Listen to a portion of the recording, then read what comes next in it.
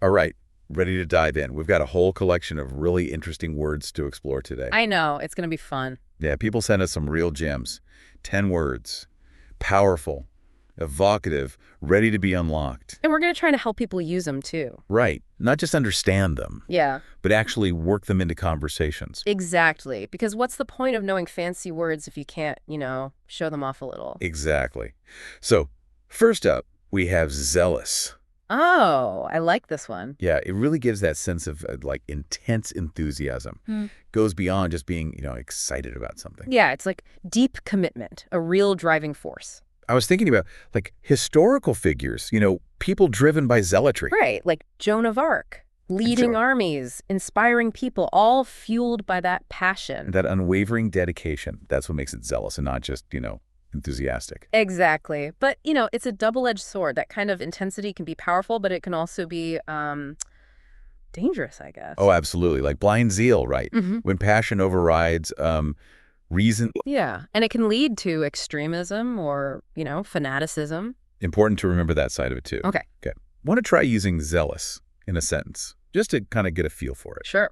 How about the young entrepreneur, just zealous in her pursuit of success, worked tirelessly to build her business empire? Ooh, I like that. Really captures that, like, relentless drive.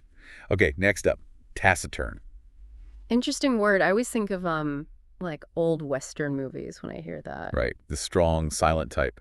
Yeah, but taciturn isn't just about being quiet. It's more about like a deliberate choice. To speak sparingly. To observe more than you participate. Exactly. Like a chess grandmaster, Deep in thought, weighing every move, silent but powerful.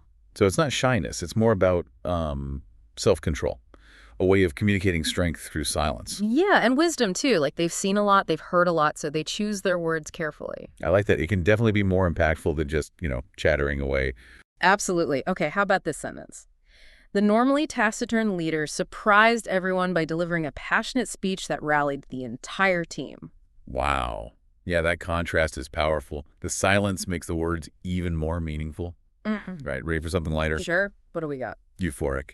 This one's all about pure joy. That feeling of like being on top of the world. Oh, I love that feeling. It's like, you've achieved something incredible or you're experiencing something truly amazing. Right, like a runner crossing the finish line after a marathon. Exactly. Or, a musician finishing a masterpiece. That sense of accomplishment and just pure bliss. It's almost transcendental, right?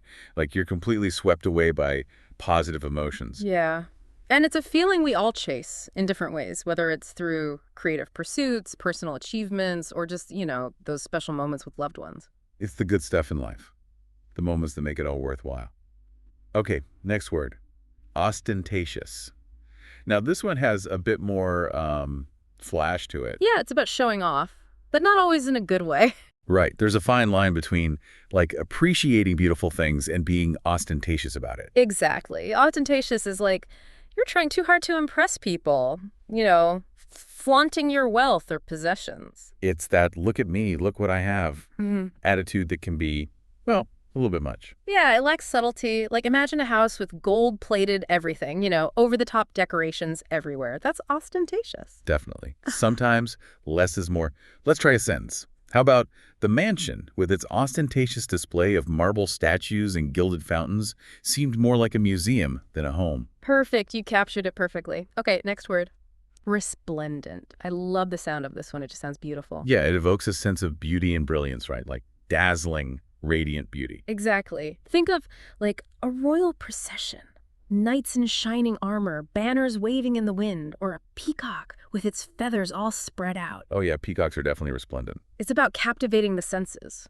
With vibrant colors, rich textures, just magnificence. And it's not limited to, like, visual things. Right.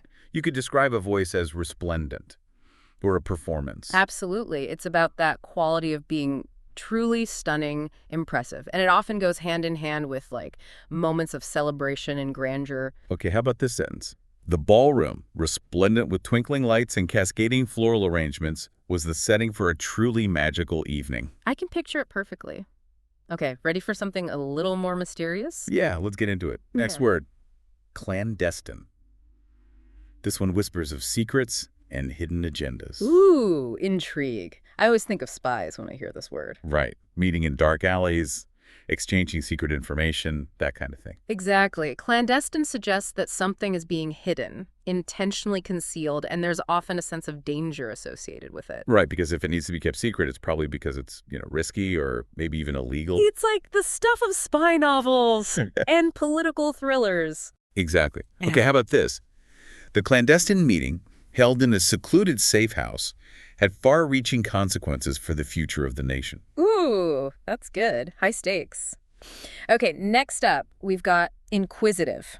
This one is all about curiosity, the thirst for knowledge. Yeah, it's that spark that drives us to learn and discover new things. Like a little kid constantly asking why, their minds are just sponges absorbing everything. And it's not just about kids, right? Anyone can be inquisitive. It's about being open to new ideas, asking questions, challenging assumptions. Yeah, it's what fuels scientific discovery and creative exploration. It's a lifelong journey, really. The more you learn, the more you realize how much you don't know, and it just sparks more curiosity. Exactly. It's a beautiful cycle.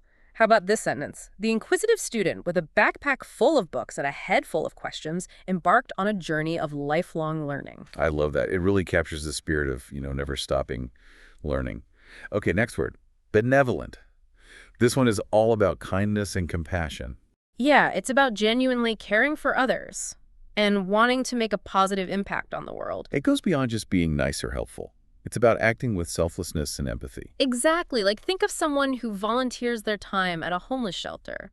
They're not doing it for recognition. They're doing it because they truly want to help. It's about putting the needs of others before your own. And it doesn't have to be grand gestures, right? Even small acts of kindness can be benevolent. Oh, absolutely. A listening ear, a helping hand, donating to a local charity. Those are all benevolent acts. It's about making the world a better place, one act of kindness at a time. How about this sentence? The benevolent doctor, known for her compassionate care and willingness to treat patients regardless of their ability to pay, was beloved by the entire community. Beautiful. Okay, next word. Hapless. Now, this one describes someone who's, well, a little bit unlucky. Yeah, prone to accidents, but it's not like they're doing it on purpose, right? No, it's more like they just have a knack for attracting misfortune. It's that character in a sitcom who always spills their coffee or trips over nothing. Exactly. We laugh at their mishaps, but we also kind of feel bad for them. Yeah, there's a certain charm to it. Like, we all have those moments where we're a little bit hapless. It reminds us that, life doesn't always go according to plan. Okay, how about this? The hapless traveler, after losing his luggage, missing his train, and getting caught in a sudden downpour, wondered if he was cursed. Poor guy. Okay, let's end on a more positive note. Last word, prolific. This one is all about productivity and creativity. Yeah. It describes someone who produces a lot of work, and often work of high quality. We often use it to describe artists, writers, musicians, right? People who just have this constant flow of creativity. Exactly. Think of Picasso. Thousands of paintings and sculptures. Or Mozart composing hundreds of musical pieces. It's like they have this inexhaustible source of inspiration. And it's not limited to the arts, right? Nope. You can be a prolific writer, a prolific researcher, even a prolific gardener. It's about having that drive to create and contribute in whatever field you're passionate about. Okay, last sentence. The prolific gardener, with her rows of blooming flowers and overflowing baskets of fresh produce, was a testament to the power of nature's bounty. I love that image. Well, we did it. 10 words, explored, dissected, and hopefully ready to be unleashed on the world. Yeah, I hope people feel inspired to use these words in their everyday lives. Because language is powerful, and the more words we have at our disposal, the more effectively we can communicate. Absolutely. So keep learning, keep exploring, and keep those vocabularies growing. What new words will you discover next? I can't wait to find out. Me neither. Until next time.